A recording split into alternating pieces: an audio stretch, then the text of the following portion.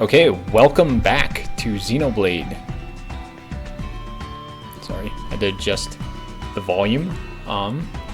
So yeah, we are not Dunban, Dixon, and Mumkar. We are these two lovely dudes here.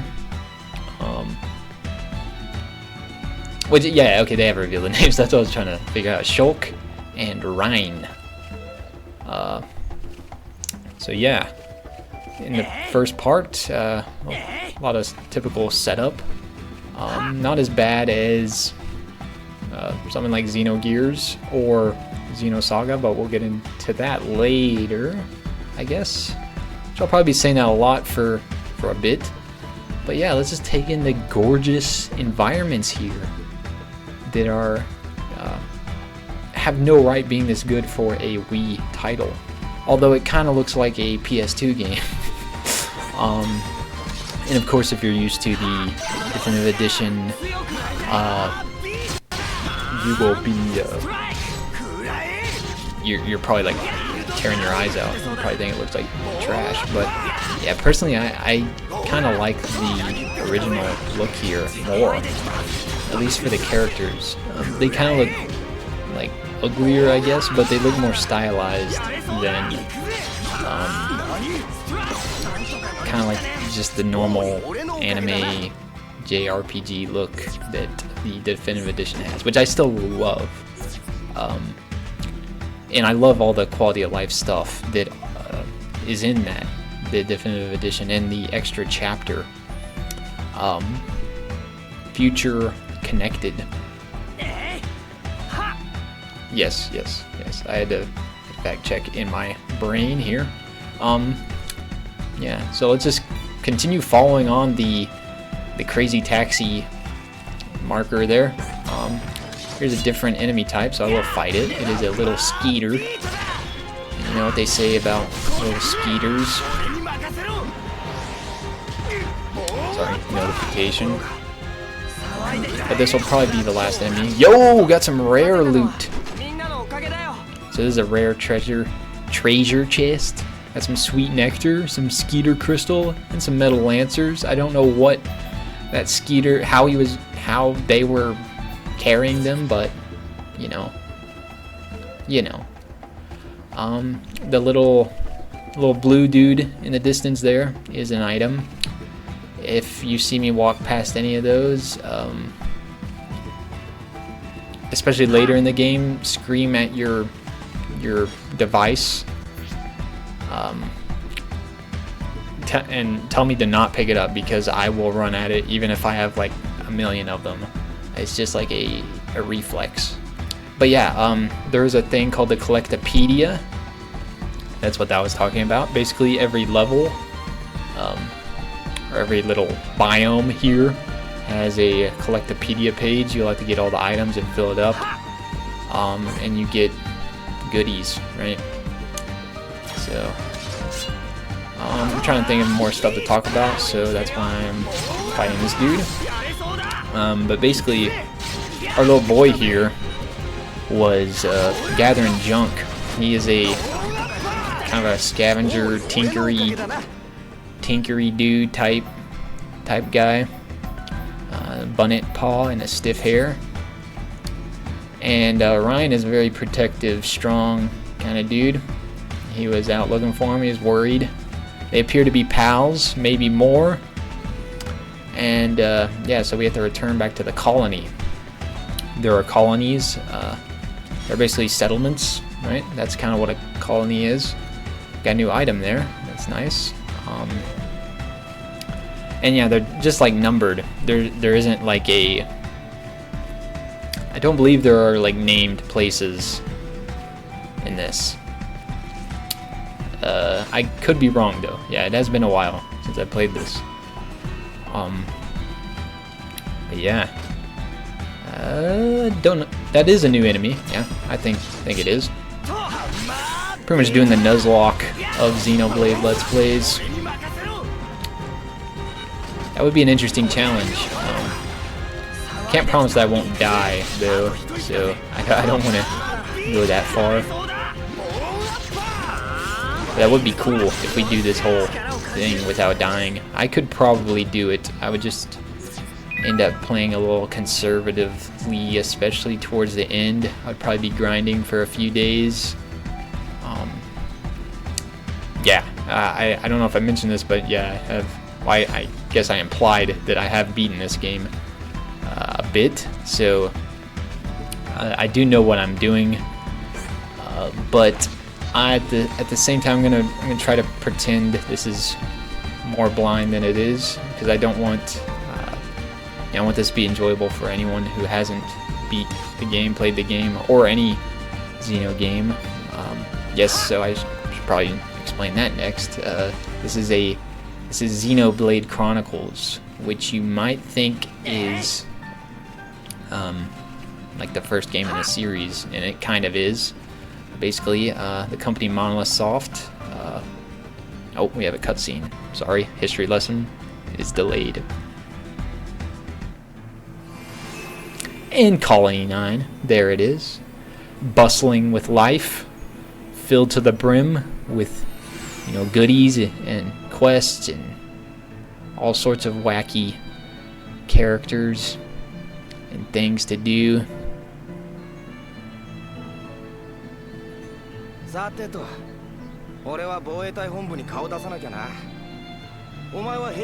yeah, he seems to have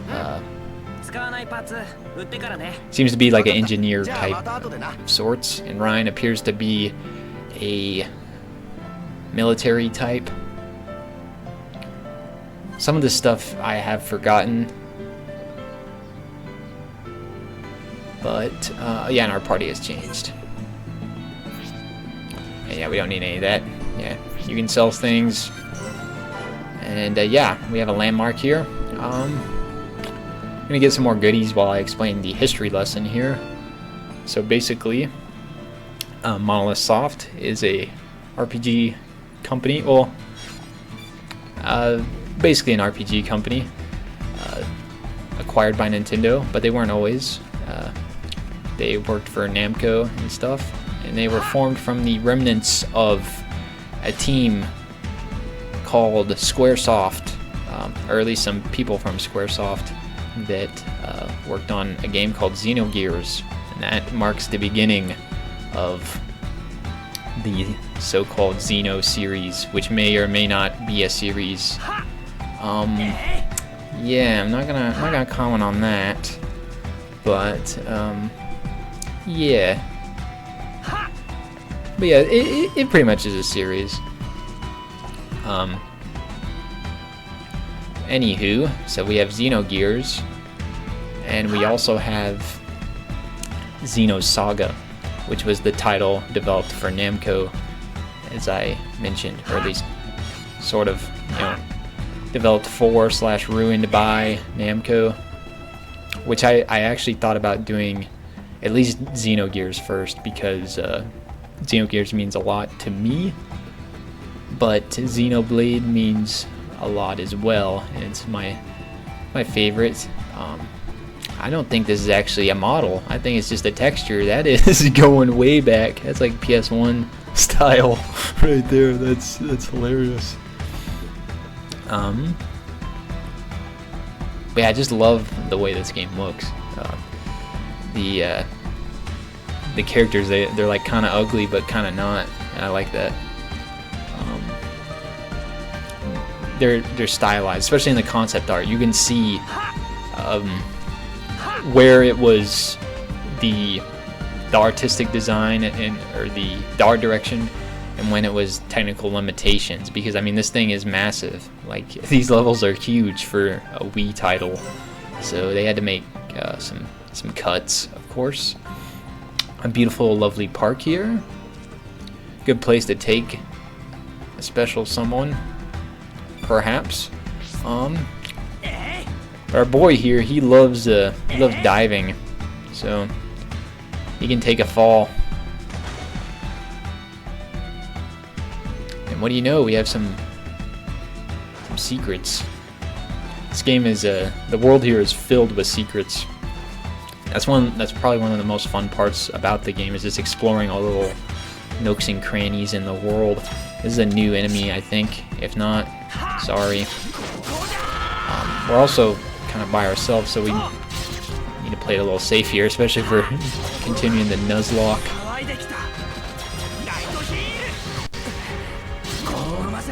Now, of course, yeah, if you somehow don't know Xenoblade, you probably know Shulk, at least from Smash.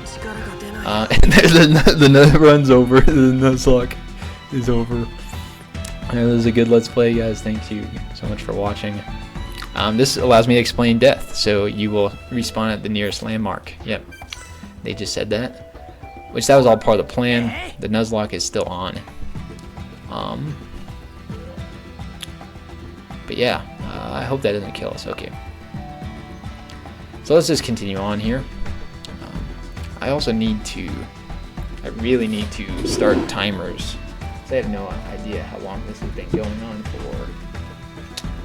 As long as the parts aren't like over like 40 minutes, I'm good. So let's just continue on with the story here. So you can fast travel. Oh, and it's nighttime, in case the fact that it is dark and looks like nighttime didn't tell you.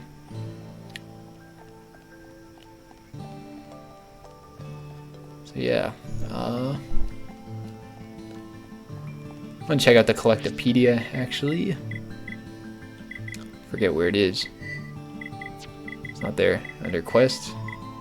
Yeah, the UI is much different.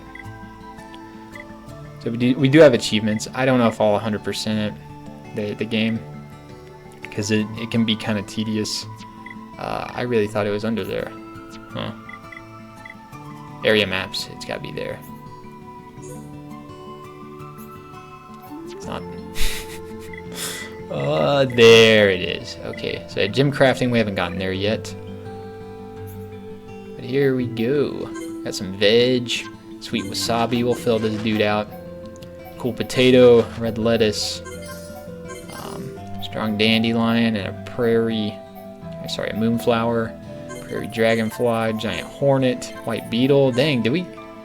I got most of them. Rabbit diode, blue chain, and a complete category. So we get a gym. That's what that was, I think. So that's a good segue into the next topic here, which are gyms. Basically, just little buff items like a.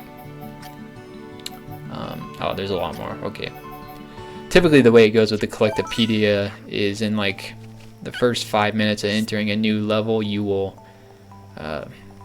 get like most of the stuff, and then the last one will take you 3 days to get. So here's a nice little bloke here. Hi there. What got you up and about so late? Find some interesting junk? So yeah, he appears to have a reputation for getting a bunch of junk. So new landmark when we leveled up. Yeah, you get XP for basically like everything in this game. In fact, that's one of the speedrun strategies. There's a spot where you can glitch to an in-game area, which I might do that. That might be kind of fun. But I don't know. It's kind of cheesing. Basically, you can get to an in-game area. There's a person of interest here with a quest, so I'll start the conversation. But you go to the in-game area and it gives you like a gazillion XP, and so you instantly jump to like level whatever, 40, 50. I want to make some kid-sized armor for my son. Problem is, I don't have enough small scales. Mind helping me out? Oh yeah. So this is typically how most of the quests work in this game, which they improve it with 2 and definitely in 3. As far as the making the quest interesting and all that jazz. So yeah, there's a quest log, yada yada. Yeah, you can get small scales by defeating Pyranaxes. Or Pyranaxes? Yeah. So yeah, we have not attacked any of them, but I will wait. So yeah, that's basically quests like that, I'm just gonna probably do off camera here, just because it makes no sense to bore you with those kinds of stuff. And this lady is a little confused. No pwn aren't just cute; they have good business acumen too. I don't know that word. I hope I said that right. They show up in the most unexpected places. Here, there's nowhere on the Bionis that you won't find no pwn. There is actually nowhere in the Xenoblade world or universe you won't find no pwn, which we haven't found one yet. But when we do, I'll point it out. Basically, all these Xeno games have like some kind of cute species of something. And there's a awesome individual there. The Gym Man stall. Hey you, listen here a bit. I will listen here a bit. Dang, a jacked old man. Alright, let's hear it. Yeah.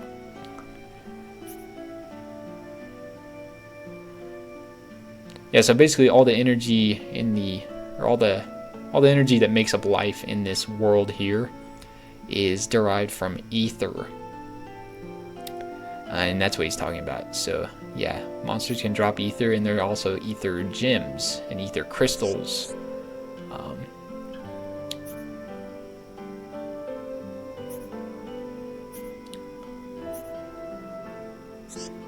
So yeah, he basically has this awesome machine to let us craft gems.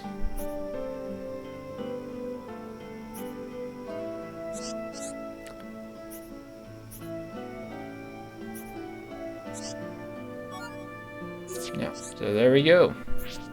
Oh, I don't remember.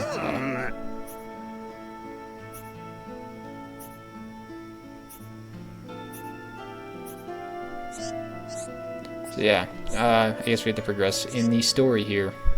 I want to find a no pwn now, though. They're quite the sight.